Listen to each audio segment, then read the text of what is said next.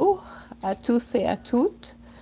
J'espère que vous m'entendez bien. Je suis Luna Bengio et je suis conseillère spéciale avec le Bureau de l'accessibilité au sein de la fonction publique. Et c'est un énorme honneur et un privilège d'être ici avec vous ce matin. Nous avons un atelier passionnant, je l'espère, qui vous permettra d'obtenir des conseils pratiques et des stratégies sur les adaptations en milieu de travail et sur le passeport d'accessibilité au sein de la fonction publique. Mais avant de commencer et avant de passer au reste de notre ordre du jour qui, je l'espère, vous intéressera, je voudrais passer la parole à Nathan Golden. Nathan Golden est traducteur et réviseur principal au sein du Conseil du Trésor, mais surtout, il est membre du Cercle du savoir pour l'inclusion autochtone et Nathan va partager avec nous quelques mots de sagesse qui vont nous permettre de partir cette session du bon pied. Alors, encore une fois, Nathan, merci énormément d'être ici avec nous et de partager tes perspectives et tes pensées. Je te passe la parole. Merci, Luna. Weweti, Nathan Golden Chiatsi, Shia Wendati, je vais recommencer. J'entendais un feedback dans mon casque écouteur et ça m'a mélangé. Weweti, Nathan Golden Chiatsi, Wenda Shia Mesquawi Iwakushe Yendi. Ottawa Ekwashefti, Xianyongyan Iwahitio Kutan. Tout d'abord, je tiens à reconnaître et à remercier le peuple algonquin alors que nous nous rencontrons sur leurs terres traditionnelles.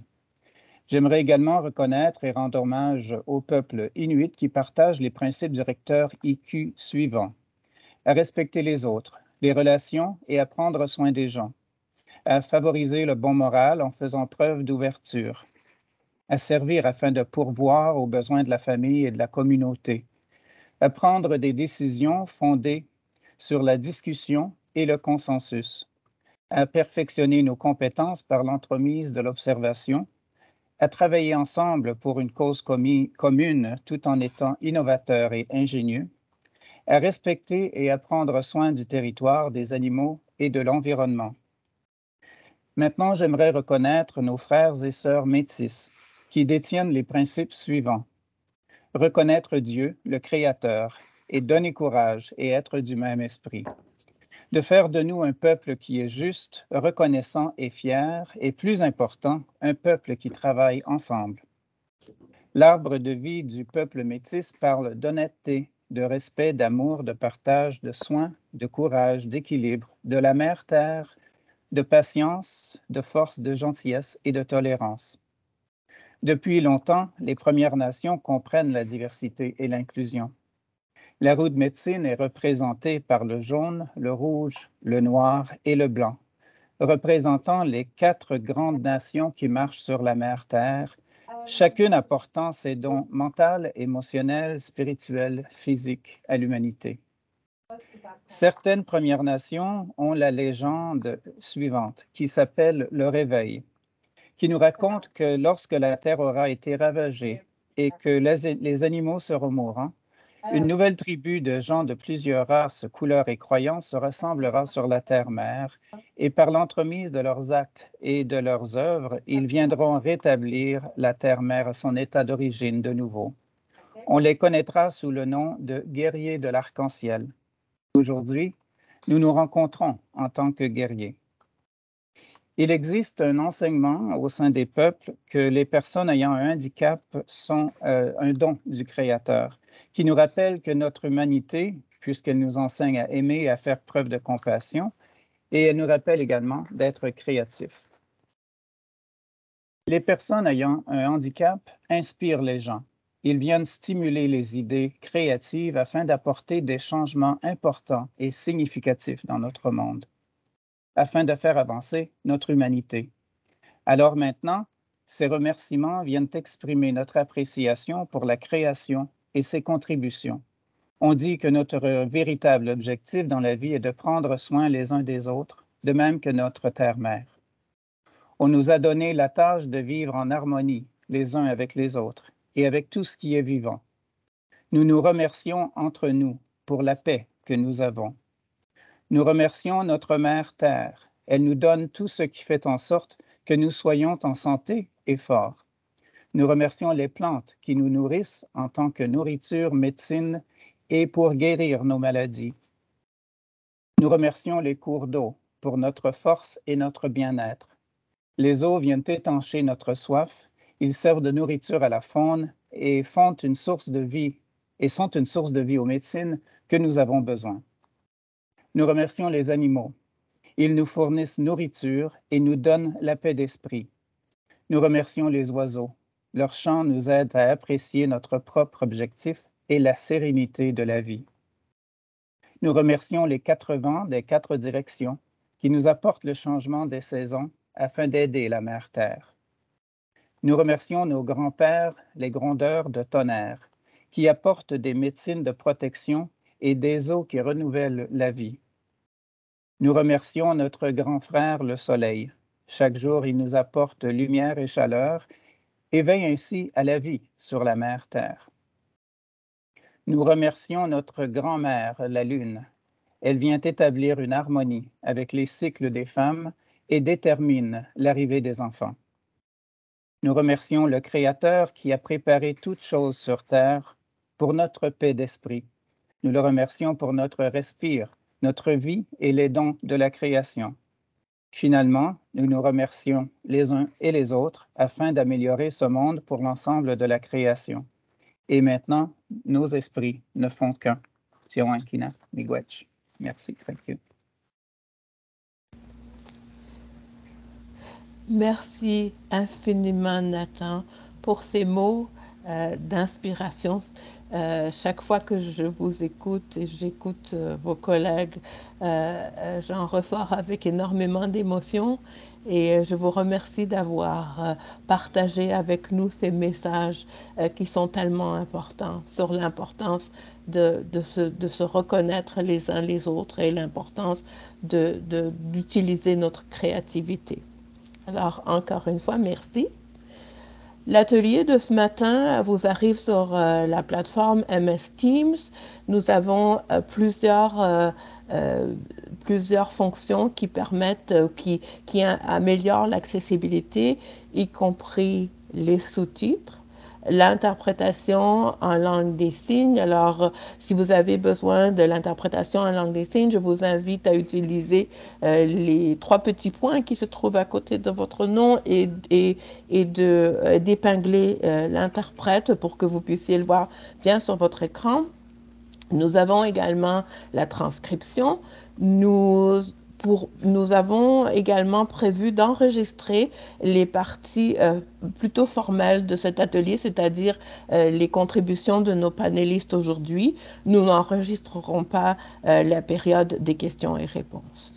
Et parlant de questions et réponses, vous allez être en mesure de poser des questions à la fin de nos 3 segments de cet atelier en utilisant soit la fonction de clavardage et de décrire vos commentaires. Et nos collègues Clara Morgan et Soumya Ben-Meder vont surveiller tous ces commentaires et vont nous permettre de lire les questions.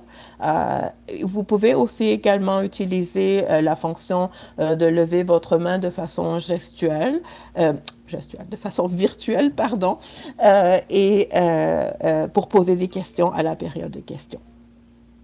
Vous avez reçu dans votre invitation le document du passeport, qui est l'objet principal de cet atelier. Vous avez également reçu d'autres documents en format accessible. Je vous invite à les consulter.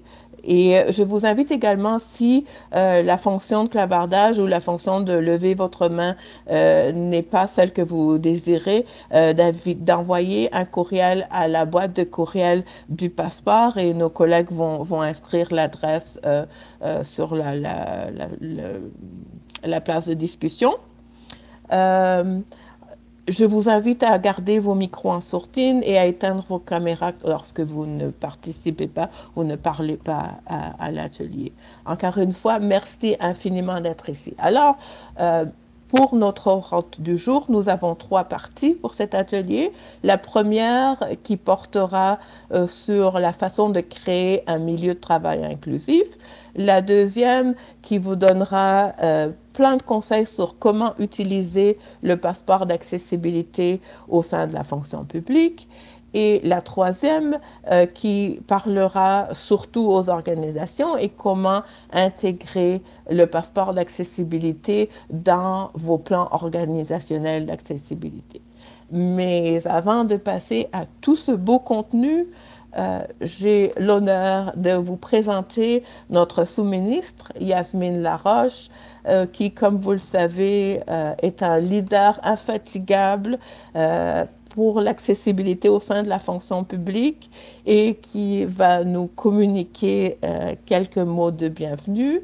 Je vous souhaite à tous et à toutes une bonne semaine de l'accessibilité 2022. Et Yasmine, à vous la parole et merci d'être avec nous. Merci infiniment, Luna. Ah, je suis ravie d'être ici avec tout le monde aujourd'hui et j'aimerais souhaiter à toutes et à tous une excellente semaine nationale de l'accessibilité de 2022. C'est vraiment un plaisir pour moi de me joindre à vous pour cet atelier interactif et pratico-pratique aussi. J'espère qu'aujourd'hui, vous verrez comment nous pouvons rendre notre fonction publique plus accessible grâce au passeport pour l'accessibilité en milieu de travail du gouvernement du Canada. Mais je tiens d'abord à souligner qu'aujourd'hui, moi, je m'adresse à vous de chez moi, à domicile, ici à Ottawa, qui est le territoire traditionnel et non cédé du peuple algonquin et anishinaabe. Et j'aimerais vraiment remercier à Nathan de nous avoir rappelé aux valeurs importantes qui nous animent et qui nous animent. Et la chose que moi j'ai retirée vraiment, c'est la phrase « devenir un guerrier d'arc-en-ciel ». C'est drôle, hein, parce que nous, les gens en situation de handicap, se sentent toujours qu'il faut continuellement se battre. Il faut être guerrier. Mais de temps en temps, on aimerait vraiment n'avoir pas besoin de se battre continuellement. Et c'est pour cette raison que nous sommes ici aujourd'hui. C'est pour discuter de comment ce passeport peut éliminer les barrières dont plusieurs d'entre nous font face. Alors, Luna a mentionné que on fait partie du Bureau de l'accessibilité au sein de la fonction publique. Et évidemment, notre but, on a été créé précisément pour s'assurer que la fonction publique fédérale était capable de respecter ou même à dépasser les exigences de la loi canadienne sur l'accessibilité. Et c'est pour cette raison que nous avons construit, en pleine collaboration avec nos collègues, notre stratégie Rien sans nous. Et cette stratégie définit notre vision de devenir la fonction publique la plus accessible et la plus inclusive au monde. Un élément essentiel pour y arriver consiste à rendre l'emploi au sein de la fonction publique accessible, et ce, de l'embauche jusqu'à l'intégration et même au maintien en poste des talents. Afin de mettre les choses en contexte, voici quelques données importantes sur les personnes en situation de handicap dans notre fonction publique. N'oublions pas que 22% de la population canadienne vit avec une ou des situations de handicap.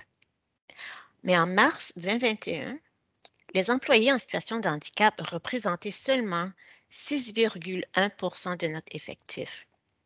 Même si ce qu'on appelle la disponibilité au sein de la population active était estimée à 9%.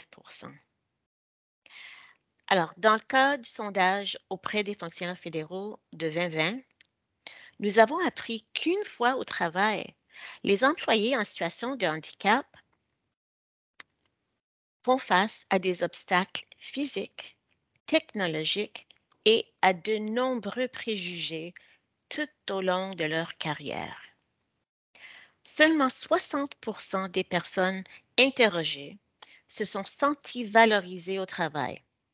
60%.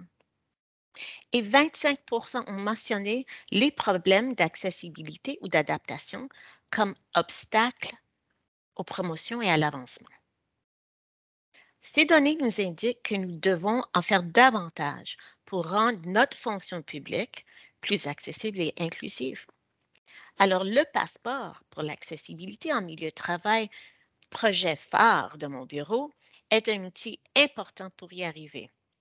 Alors, parlons un petit peu du passeport. Le but, c'est de permettre aux employés d'identifier et de documenter les situations en milieu de travail dans lesquelles ils font face à des obstacles et de proposer ou de demander des solutions à ces obstacles. Alors, rappelons, ce n'est pas une discussion de c'est quoi mon problème, c'est quoi ma condition médicale, c'est quels sont les obstacles dans mon environnement de travail. Alors, le passeport permet et encourage aux employés en situation de handicap d'amorcer plus facilement les discussions avec leur gestionnaire et aussi de simplifier le processus d'adaptation. Parce que le passeport met l'accent sur l'environnement de travail, alors déstigmatisant ainsi le processus d'adaptation en milieu de travail.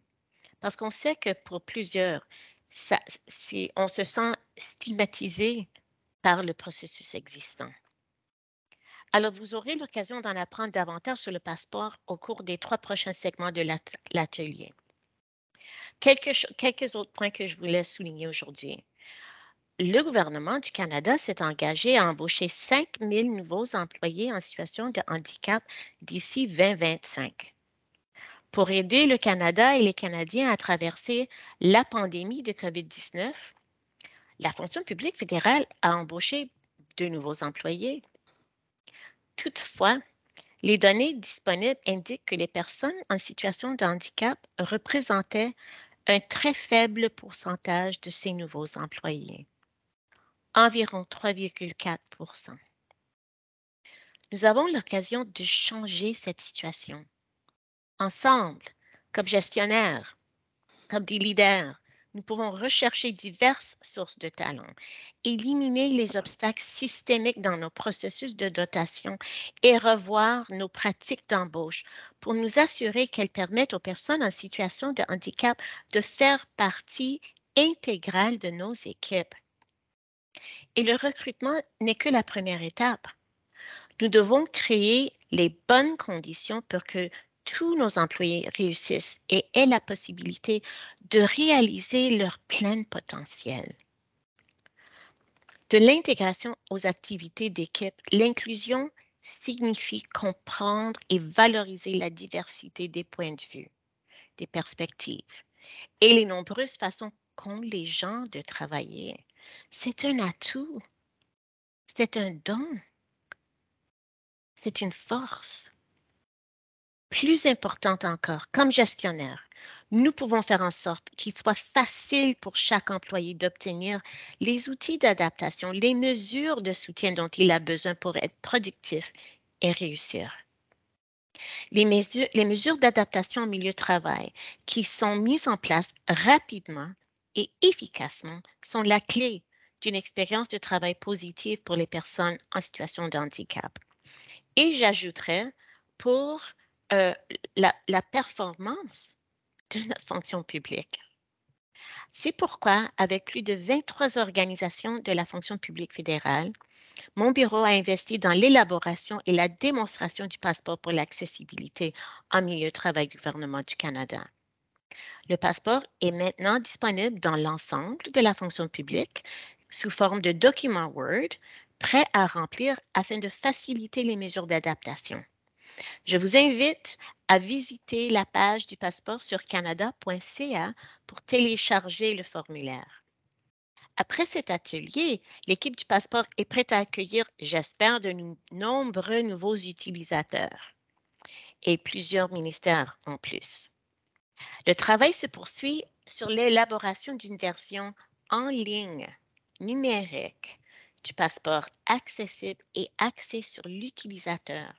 Et on se croise les doigts, ça devrait être mis à l'essai d'ici l'automne 2022. À mesure que nous passerons à un environnement de travail hybride, je suis certaine que ce passeport sera essentiel pour veiller à ce que le milieu de travail puisse être personnalisé en fonction des situations de travail individuelles, qu'elles soient physiques, virtuelles ou hybrides.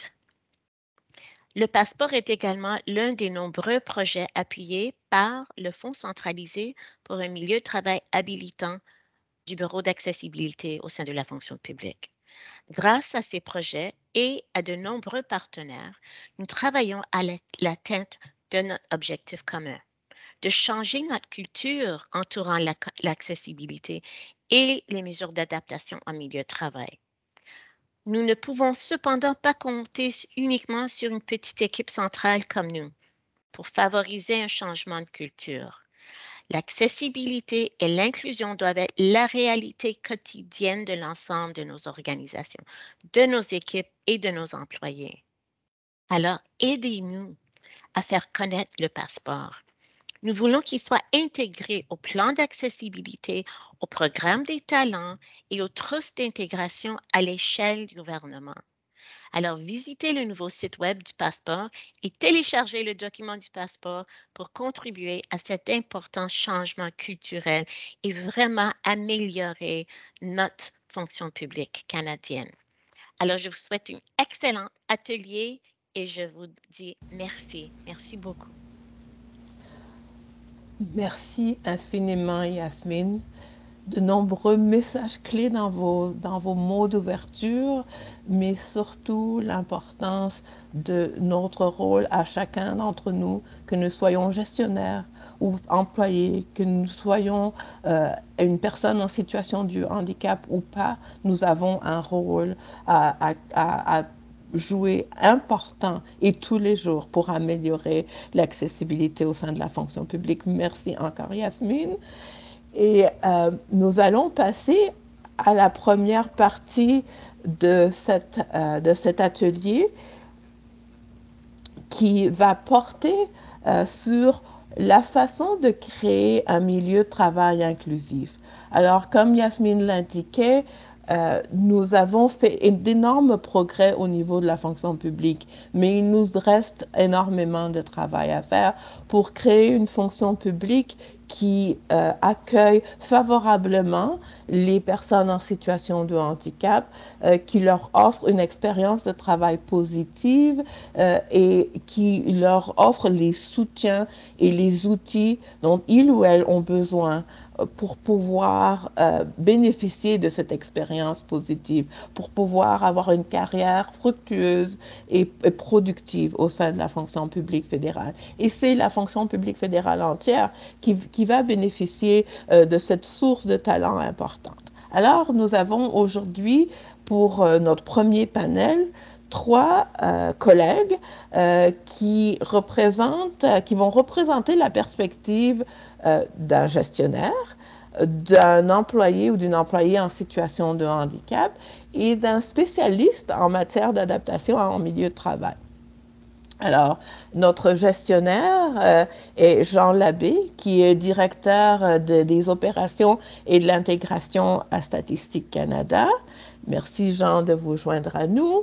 Notre deuxième panéliste est Marie-Jeanne Nahas, qui est spécialiste, qui est conseillère principale en ressources humaines au bureau pour les réfugiés. Et encore une fois, merci Marie-Jeanne. Marie-Jeanne, bien qu'elle soit au sein et qu'elle soit une professionnelle en ressources humaines, va aujourd'hui représenter la perspective d'une employée puisqu'elle a plusieurs expériences déjà au niveau de la fonction publique. Et notre troisième panéliste, Myriam Lachance, qui est directrice du programme de mieux-être à Santé Canada et pour l'Agence de la santé publique du Canada et qui dirige un centre magnifique qui a fait preuve d'énormément d'innovation au cours de ces dernières années en matière d'adaptation en milieu de travail. Alors, pour commencer, je vais demander à chacun de nos panélistes, dans l'ordre dans lesquels je les ai mentionnés, donc nous commencerons avec Jean, et ensuite Marie-Jeanne, et ensuite Myriam, de prendre une minute, puisque, comme d'habitude, ces ateliers, là, le timing est toujours important, et de brièvement nous dire, selon vous, que pouvez-vous faire vous-même, soit comme gestionnaire, soit comme employé, soit comme spécialiste en matière d'adaptation en milieu de travail, que pouvez-vous faire pour créer un milieu de travail inclusif au sein de la fonction publique? Alors, Jean, à vous la parole. Merci beaucoup, Luna. Merci de m'accueillir dans cette session. Je vais prendre une petite seconde pour dire un beau bonjour à M. Lachance, un de mes collègues à Statistique Canada, qui m'a beaucoup aidé dans ma carrière. J'ai 5 points importants que je vais essayer de passer rapidement. Premièrement, c'est l'ouverture. Okay? Il faut absolument créer un environnement où les personnes, que ce soit les employés ou les gestionnaires, sont en confiance de venir discuter de leurs besoins. C'est pas seulement une présentation de 10 minutes à une réunion de division une fois par 2 ans, là. C'est pas assez. Il faut que ça soit constant dans le travail de tous les jours. C'est un défi qu'on doit se donner d'inclure l'accessibilité dans son travail. L'écoute, évidemment, pour bien comprendre les besoins des employés, il faut absolument écouter, poser des questions. Qui est le mieux placé que l'employé pour savoir quel genre de mesures d'adaptation ils ont besoin? Pas de préjugés. Évidemment, si on se reporte il y a plusieurs années, les problèmes de santé mentale, par exemple, étaient stigmatisés. Okay? Maintenant, on commence à mieux comprendre leur impact à court terme et à long terme. Puis les mesures, on comprend aussi c'est quoi les genres de mesures d'adaptation qui sont requises. On ne doit pas avoir de préjugés face à ça. C'est notre devoir d'influencer notre organisation afin de les faire tomber. Discussion. Il faut absolument discuter avec la personne. Il faut comprendre, il faut poser des questions. Il faut créer un environnement où la discussion va être ouverte, honnête et surtout constante, car ces besoins-là peuvent changer à travers le temps. Et dernier point, les courts délais. En partant du principe que chaque jour passé sans une mesure d'adaptation est une journée pénible pour quelqu'un, non productive, c'est notre devoir de faire en sorte que les délais soient courts. Quelqu'un qui a mal au dos et qui a besoin d'une chaise ergonomique souffre constamment. Pourquoi pas accélérer le processus d'achat de la nouvelle chaise? Ben, c'est pareil pour toutes les autres mesures d'adaptation. Puis, une chose importante qu'on oublie de temps en temps, il faut tenir l'employé au courant de la situation. Où est rendu le processus? Fait que, en conclusion de ça,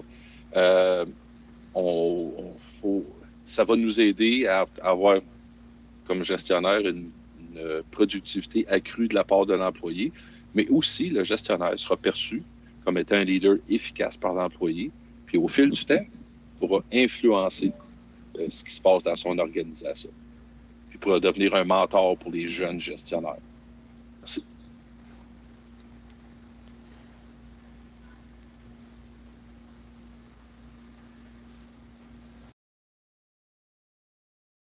Alors, je prends la parole. Bonjour tout le monde.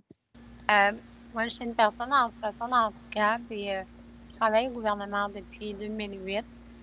Je vois vraiment la différence aujourd'hui quand j'ai commencé, quand c'était à propos de demander une mesure d'adaptation.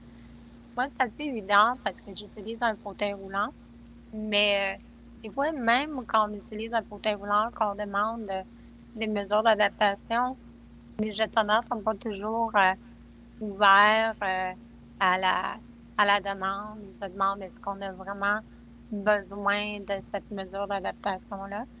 Alors, un petit peu comme ce que Yasmine Laroche a parlé, on se sent toujours comme des guerriers, qu'on doit toujours se battre un peu pour avoir nos mesures d'adaptation. Alors, moi, j'ai pris le rôle de sensibiliser, de sensibiliser mon gestionnaire, de sensibiliser mes collègues. Je le fais pour moi, mais je le fais aussi pour les autres employés en situation de handicap. Étant donné que j'ai vécu des choses dans le passé qui ont été un petit peu difficiles quand j'ai demandé des mesures d'adaptation, maintenant, je prends un rôle en tant qu'ambassadrice pour faire changer la culture, que ce soit à n'importe quel ministère que je travaille. J'ai fait quand même quelques ministères. Je prends toujours le rôle d'expliquer aux gestionnaires c'est quoi mes barrières, qu'est-ce que j'ai besoin comme mesure d'adaptation. Et il faut aussi considérer que la personne en situation de handicap, c'est elle qui est la mieux placée de connaître c'est quoi ses barrières, c'est quoi ses mesures d'adaptation. Ça ne veut pas dire automatiquement d'avoir exactement ce qu'on veut, mais au moins d'avoir vraiment quelque chose qui est très similaire. Et c'est toujours plus facile si, par exemple, on est habitué avec un clavier adapté, par exemple. Ben, pourquoi pas pourrait avoir le clavier qu'on est habitué avec? Déjà, ça va nous enlever un petit peu des barrières de ce côté-là. Genre, moi, je prends toujours le temps de rencontrer, d'en parler. Ça m'a pris du temps à le faire. Je pense que ça prend beaucoup de courage aussi. C'est pas toujours facile d'approcher son gestionnaire. Alors, c'est pour ça que souvent, je vais faire des petits ateliers de sensibilisation pour expliquer aux gestionnaires que ça prend beaucoup de courage aux personnes en situation de handicap de venir et de demander c'est quoi une mesure d'adaptation. Et c'est pour ça aussi que je pense que le passeport, c'est un outil idéal. Même que dans mon ministère, euh, quand je suis arrivée, il n'y avait pas le passeport. Alors, j'ai essayé d'influencer pour qu'on puisse mettre le passeport dans notre ministère parce que c'est un outil de conversation. C'est un outil qui est vraiment bien détaillé. C'est un outil qui démontre c'est quoi les barrières, c'est quoi les mesures d'adaptation. Et en même temps, ça nous permet, en tant qu'employé, d'aller d'un ministère à l'autre sans se battre encore une fois, à expliquer encore une fois c'est quoi les mesures d'adaptation. Fait que je suis très fière de dire que mon ministère va implanter le passeport. On est dans les démarches. Alors, je suis vraiment contente parce que je pense que ça va beaucoup aider nos employés en situation de handicap d'avoir les mesures d'adaptation qu'ils ont besoin. Merci. Eh bien, Merci, merci Jean. Marie-Jeanne et merci Jean. J'essayais de trouver mon bouton tout à l'heure. Alors, merci pour des paroles et j'espère que nos participants notent les magnifiques mots que vous partagez avec nous. Et Myriam, la chance à votre tour. Merci, Luna. Donc, en fait, je voulais pas me répéter, là. Je pense que Jean et Marjane ont bien résumé un peu mes pensées, mais pour moi, qu'est-ce que j'aimerais ajouter, en fait, c'est que je crois que, sincèrement, que chaque personne au sein d'une organisation a un rôle actif à jouer afin de rendre le milieu de travail accessible, diversifié, inclusif. Je crois sincèrement que pour favoriser des conditions gagnantes, en fait, dans le processus, pour octroyer des outils d'accessibilité, les outils dont les personnes en situation de handicap ont besoin, il faut être créatif. Il faut rechercher des solutions qui sont à l'extérieur de la boîte. Il faut investir le temps et les efforts requis afin de supporter et d'assurer le succès d'un processus d'adaptation. Donc, c'est aussi de réduire l'effort et l'énergie investis du côté administratif, dans le fond, et opter plus pour une perspective de recherche de solutions qui vont être adaptées vraiment à la personne, à ses forces, à ses capacités, puis également au contexte du travail. Eh bien, merci encore infiniment à nos panélistes. J'aurais plein de questions à vous poser, mais je préfère peut-être garder du temps pour que nos participants aient aussi la chance de poser leurs questions et de faire de cet atelier un événement interactif. Alors, pour cela, je vais vous remercier infiniment, Jean, Marie-Jeanne et Myriam. Vos contributions sont excellentes. Vous nous avez donné plein d'outils et plein de façons pratiques pour créer des milieux de travail inclusifs. Et comme nous enregistrons cette portion de l'atelier, toutes ces informations seront disponibles pour nos participants. Alors, je vais passer à la deuxième partie de cet atelier, où nous allons nous concentrer plus spécifiquement sur le passeport d'accessibilité en milieu de travail du gouvernement du Canada. Comme Yasmine vous l'a indiqué, c'est un des projets importants du Bureau de l'accessibilité au sein de la fonction publique. C'est un projet qui est financé par le Fonds pour un milieu de travail habilitant. Et c'est avec grand plaisir que je vous présente des membres de notre équipe du passeport et qui vont pouvoir répondre à quelques questions. Et ces questions vont vous permettre de mieux comprendre ce qu'est le passeport, comment l'utiliser, comment le partager et quoi faire avec une fois que vous l'aurez rempli. Clara gentiment m'a rappelé que la page sur canada.ca, la page web, sur le passeport qui vient tout juste d'être préparé, sera en ligne très bientôt. Je pense que d'ici aujourd'hui ou demain. Donc, sur cette page, vous allez trouver des vidéos, le document du passeport, et au fur et à mesure des mois qui suivent, nous allons compléter avec d'autres ressources. Nous avons également plein de ressources sur le passeport, sur le carrefour d'accessibilité qui est sur la page GCpedia du Bureau d'accessibilité au sein de la fonction publique. Alors, je vous présente mes collègues dont je suis extrêmement fière et qui vont répondre à quelques-unes de mes questions sur le passeport. Alors, nous avons aujourd'hui Edlyn Brutus Johnson qui vient tout juste de se joindre à l'équipe du Fonds habilitant pour un milieu de travail et qui a accepté très gentiment de collaborer à cet atelier. Nous avons également Rosalie McGrath, qui est notre magnifique collègue qui s'occupe surtout de la solution numérique du passeport, mais qui va pouvoir répondre à plusieurs questions sur le passeport. Alors, sans plus tarder, Edlyn, pourriez-vous nous donner un très bref aperçu de ce qu'est le passeport d'accessibilité du gouvernement du Canada, l'accessibilité en milieu de travail?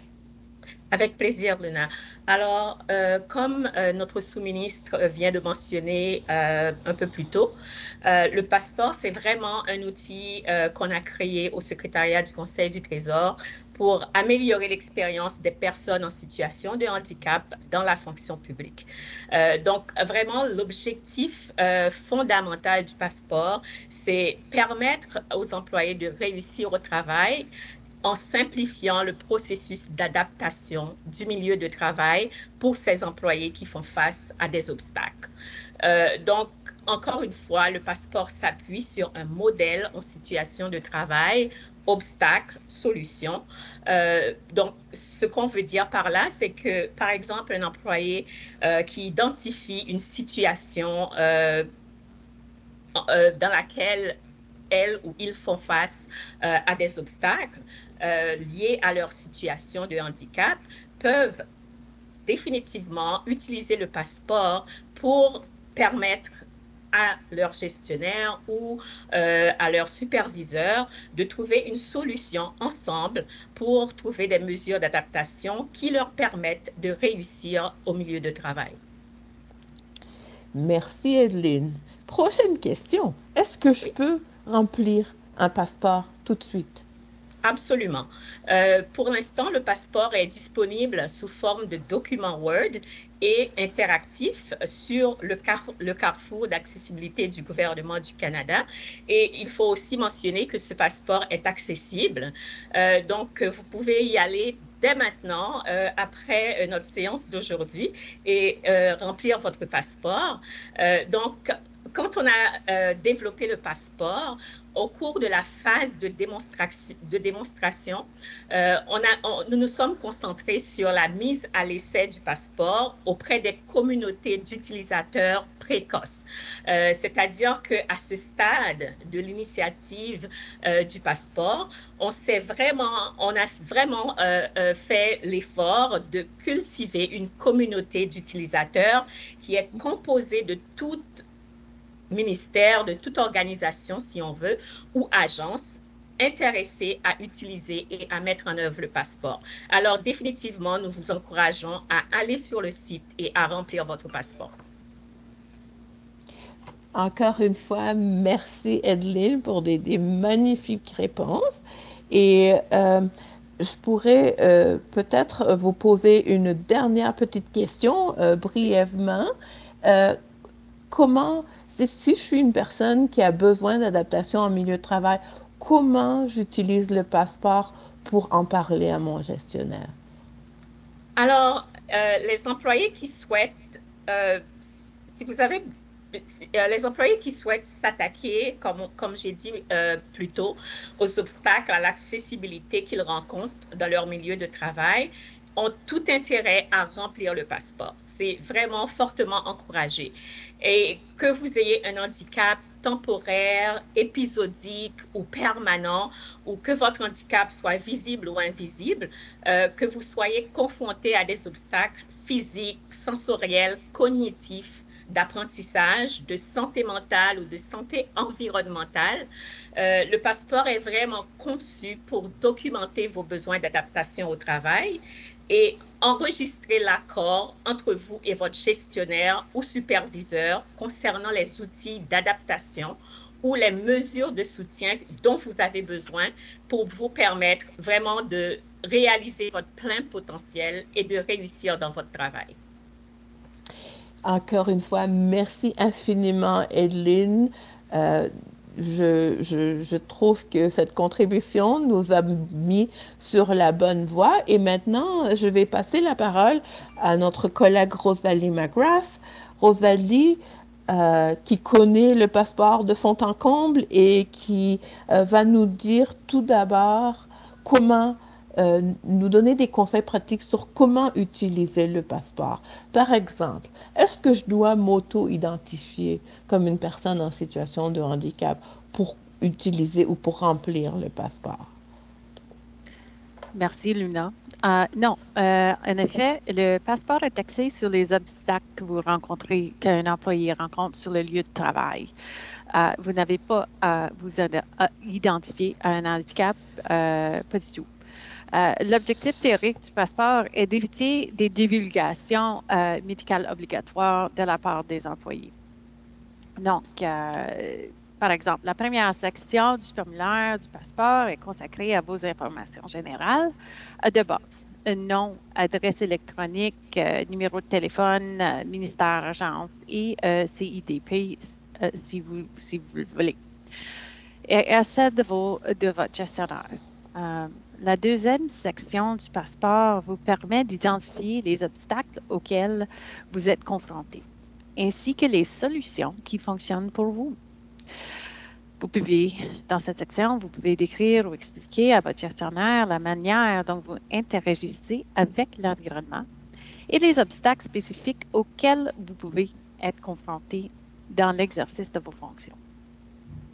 Par exemple, si j'étais sensible à la lumière artificielle irisée sur les lieux de travail, je l'identifierai dans cette section comme l'un des obstacles auxquels je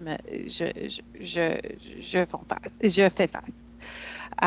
Je pourrais aussi, dans cette section, alors identifier qu'un bureau situé près d'une source de lumière naturelle répondrait aux défis que représente la lumière artificielle pour moi.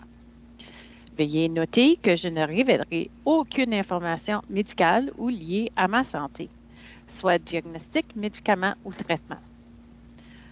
Puis lors de la troisième section, vous pouvez énumérer, résumer ou joindre toute documentation que vous pouvez avoir à l'appui de votre demande d'adaptation en milieu de travail, telles que des évaluations ou les recommandations intérieures, juste les recommandations, formelles ou informelles, concernant les adaptations du lieu de travail que vous avez besoin. Tout dispositif d'adaptation soutient aux autres mesures déjà en place, toute exigence en cas d'urgence ou en ce qui concerne l'évacuation dans une urgence. N'oubliez pas que le Bureau de l'accessibilité au sein de la fonction publique vous conseille de ne jamais inclure des informations médicales privées concernant votre diagnostic, vos médicaments ou vos traitements.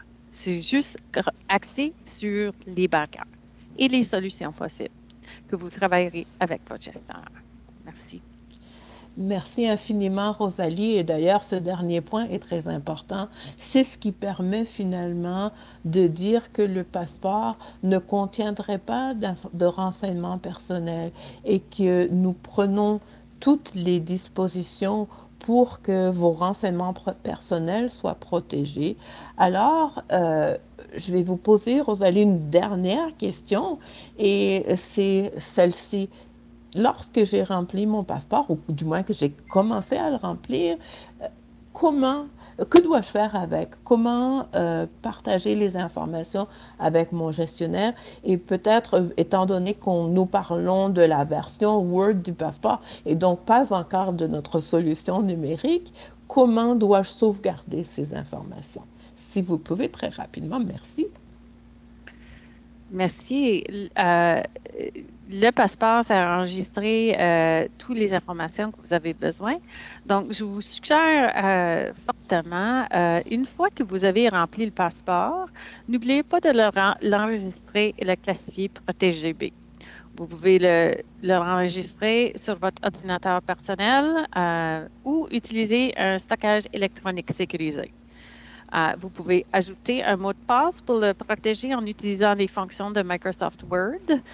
Vous pouvez aller dans le fichier Info et protéger le document.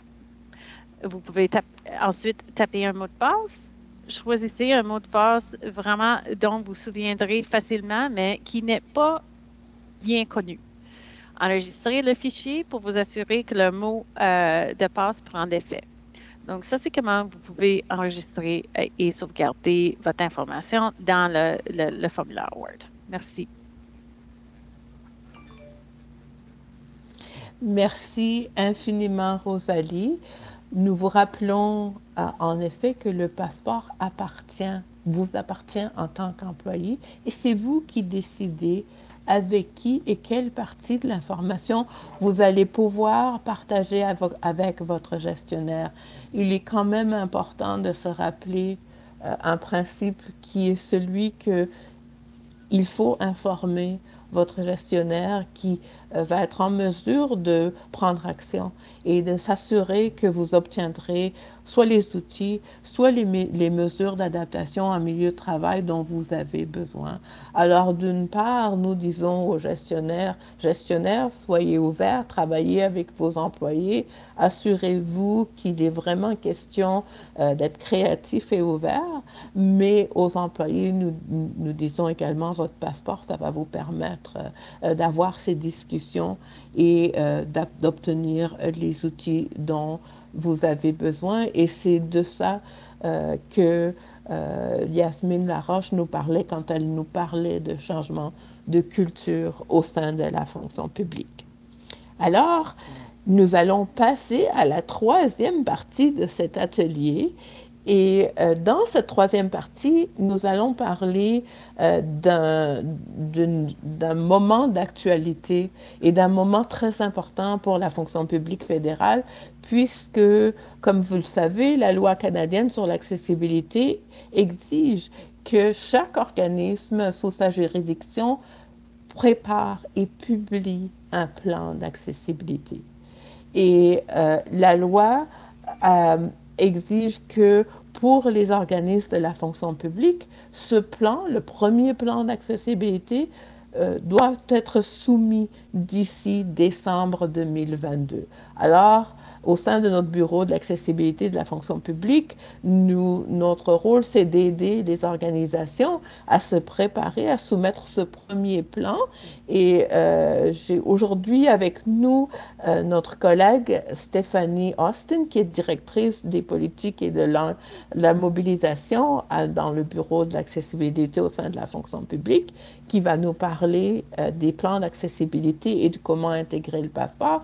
Et j'ai aussi Brock Doucet d'Infrastructure Canada, qui est un de nos ministères utilisateurs précoces du passeport et qui également s'apprête à vraiment démontrer comment on inclut un passeport, le passeport dans leur plan d'accessibilité ministériel. Alors, sans plus tarder, Stéphanie, à vous. Merci beaucoup, Luna, et à vous tous, chers participants. Je vais vous parler de 3 choses aujourd'hui. La première chose, c'est ce que chaque organisation de la fonction publique fédérale doit inclure dans son plan d'accessibilité qui doit être terminé d'ici la fin décembre, comme Luna l'a mentionné, pour répondre aux exigences de la loi canadienne sur l'accessibilité. La deuxième chose dont je vais vous parler, c'est que ce que le Bureau pour l'accessibilité au sein de la fonction publique a créé pour vous soutenir dans vos responsabilités pour que tout le monde soit bien outillé à rencontrer ou aller au-delà des exigences de la loi et où vous pouvez trouver d'autres enseignements.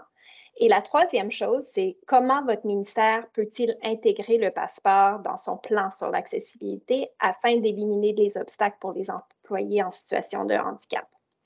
Alors, pour le premier point, selon le règlement s'appliquant à la loi canadienne sur l'accessibilité, les plans sur l'accessibilité doivent comprendre des renseignements sur la façon dont votre organisation reconnaît, prévient et élimine les obstacles auxquels font face les personnes en situation de handicap dans les 7 domaines suivants: l'emploi, l'environnement bâti, les technologies de l'information et de la communication, la communication autre que par les technologies de l'information et des communications, l'approvisionnement, les programmes et les services et le transport.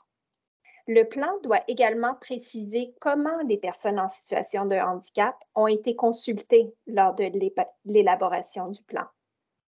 Alors, pour le deuxième point, qu'est-ce qu'on a fait au Bureau pour l'accessibilité pour vous soutenir dans vos ministères à l'ensemble de la fonction publique?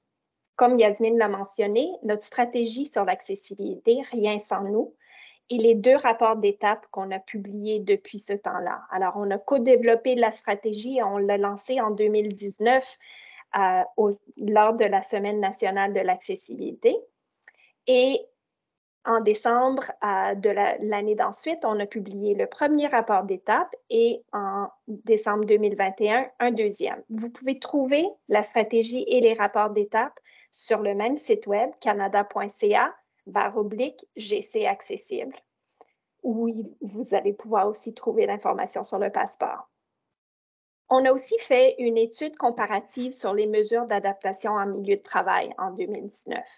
Il y a beaucoup d'excellents renseignements sur l'état actuel des mesures d'adaptation et sur ce que nous devons faire pour s'améliorer dans l'ensemble de la fonction publique fédérale.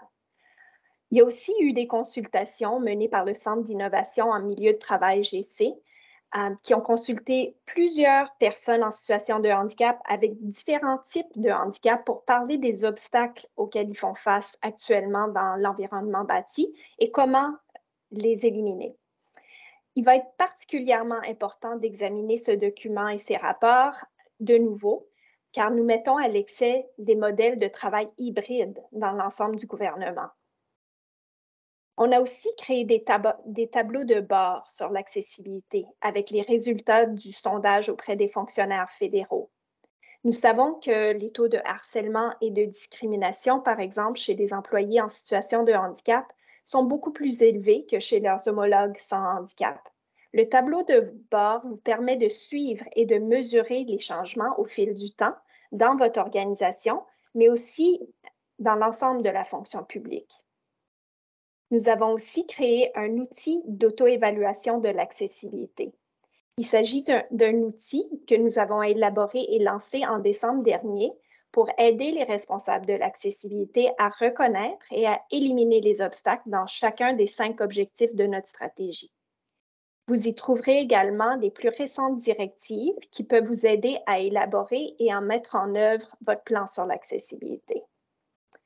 Nous avons également mis certains mécanismes sur pied pour établir des liens et partager les meilleures pratiques entre différents ministères et en différentes personnes dans le plus grand employeur au pays.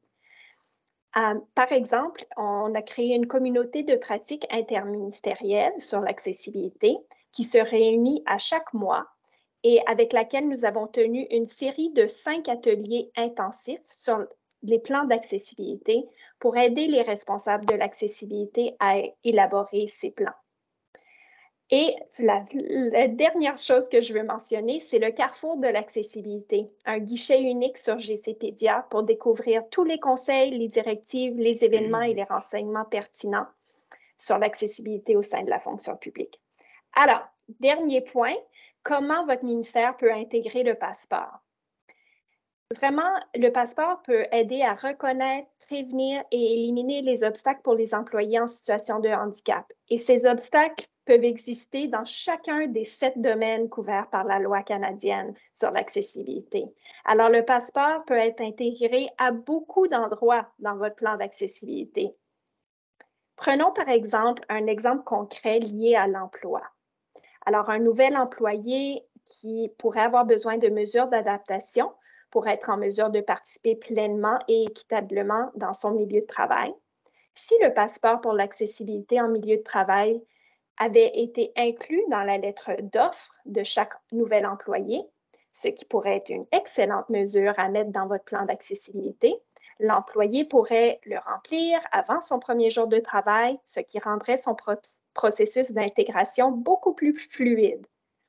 De plus, cette mesure pourrait faire l'objet d'un suivi et d'un rapport pour montrer les progrès réalisés par votre organisation dans le rapport d'étape que chaque ministère devra publier d'ici décembre 2023 et chaque année par la suite. Alors, pour chacun des 6 autres domaines couverts par la loi canadienne sur l'accessibilité, réfléchissons à la façon dont le passeport pour l'accessibilité en milieu de travail pourrait être utilisé. Et n'hésitez pas à nous faire part de vos idées par clavardage. Un dernier exemple pour les communications autres que par les technologies de l'information et des communications. Votre ministère pourrait peut-être utiliser le passeport d'accessibilité en milieu de travail pour documenter la nécessité d'avoir accès à des services d'interprétation en langue des signes afin de permettre la participation pleine et équitable des employés sourds au travail. Le passeport aide non seulement les employés et leurs gestionnaires, mais aussi peut aider les organisations à utiliser leur temps et leurs ressources de façon plus efficace. Alors, à vous, Brock. Merci. Merci beaucoup. Premièrement, j'aimerais commencer par dire merci beaucoup à Luna et son équipe pour la collaboration qu'on a depuis le début avril 2021. Infrastructure Canada est devenue une organisation pionnière qui a pris le passeport et nous, on a travaillé avec l'équipe à Luna pour aller de l'avant avec le passeport chez nous. Nous avons fait une présentation au sous-comité d'accessibilité et personnes vivant avec un handicap et les champions pour l'approbation du pilote au sein d'une des directions chez nous. En décembre 2021, on a fait le lancement du pilote conjointement avec l'équipe d'accessibilité qu'on a présenté aux employés et aux gestionnaires.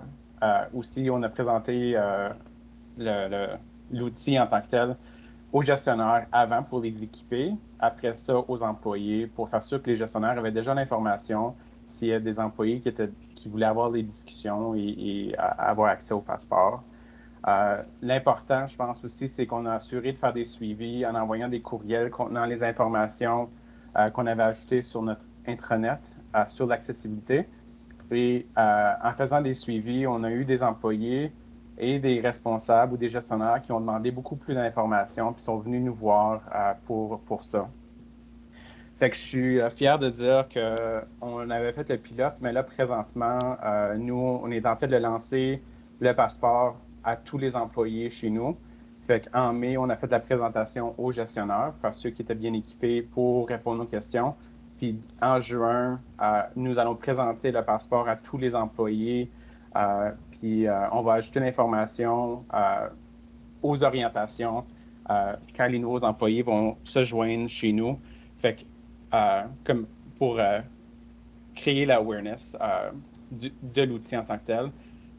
Fait que nous aussi, on va l'intégrer, ce plan, dans notre plan d'accessibilité, où on va intégrer le passeport dans le plan d'accessibilité, parce que nous pensons que c'est une des initiatives qui peut être utilisée par les employés des gestionnaires pour entamer la discussion sur les outils nécessaires qu'ils ont besoin pour faire leur travail.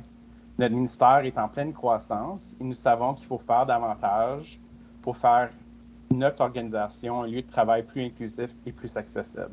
Fait qu'en ajoutant le passeport au plan, nous espérons créer plus de visibilité pour cet outil et permettre des conversations entre les employés et les gestionnaires dès que possible, afin que les employés soient équipés pour faire le travail qu'ils ont à faire sans délai inutile.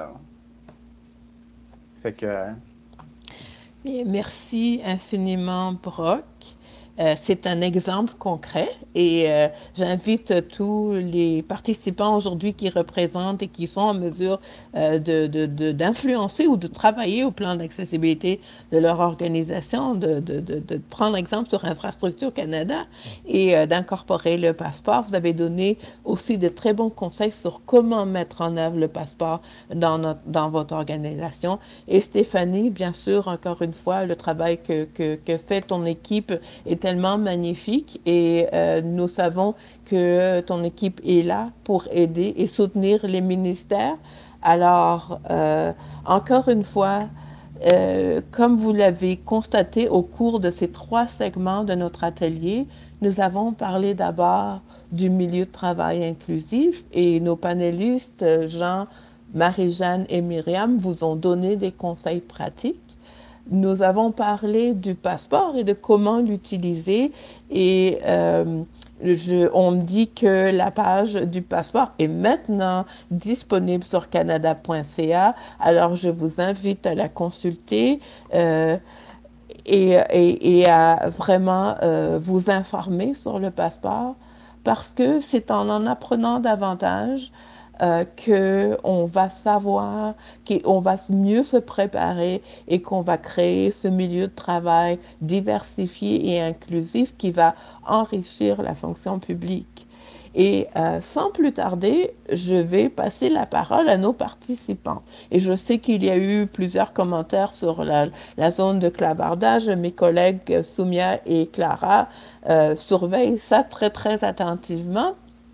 Alors, Clara et Soumia, puis-je vous laisser le contrôle pour que vous puissiez rapporter les commentaires et qu'on puisse offrir l'occasion à nos participants de poser des questions également. N'hésitez pas à lever la main virtuelle ou à mettre une question dans la zone de clavardage. Est-ce que c'est parfait. Oui, merci Luna. Alors, comme Luna a dit, on a déjà reçu beaucoup de bonnes questions. Alors, je vais juste commencer. Comme Luna a dit, vous pouvez lever votre main si vous avez d'autres questions ou vous pouvez mettre vos questions dans le chat. Alors, la première question que je vais demander, on a eu cette question plusieurs fois et c'est à propos des gestionnaires. Alors, Jean, si c'est d'accord avec vous, je vais vous demander cette question. Et la question c'est que dans la fonction publique canadienne, une des obstacles, ce sont les gestionnaires qui constituent l'obstacle à l'accessibilité. Comment comptez-vous former les gestionnaires à l'accessibilité? Premièrement, je ne peux pas vraiment parler de c'est quoi donc ces choses qui vont être émises. Je sais que nous, à Statistique Canada, on a des formations obligatoires pour chacun des gestionnaires en termes d'accessibilité et d'inclusivité. Mais je vais revenir à ce que j'ai dit au début. C'est un processus, il faut absolument créer un environnement qui est propice à ça. Puis je vais donner un exemple pour ça. Okay? Par exemple, si on a une personne qui a des besoins spécifiques. Par exemple, qui a des troubles d'anxiété. OK? Cette personne-là, juste d'en parler, c'est déjà très difficile. Fait qu'imaginez que cette personne-là, c'est plutôt c'est une personne qui est, une personne temporaire ou même un étudiant. Mais les besoins en termes d'accessibilité